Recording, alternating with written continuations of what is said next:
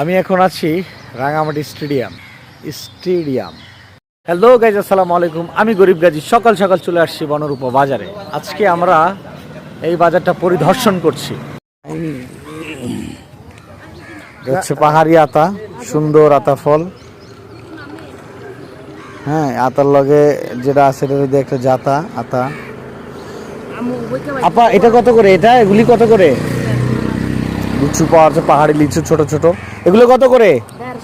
150। 120।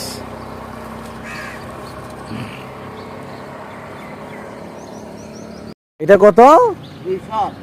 200 টাকা। দেখি কম হবে না? এটা বলে 200 টাকা। এটা কি? China three. আপনি ছিলেন কেমন এই বয়সে? চায়না থ্রি লিচু।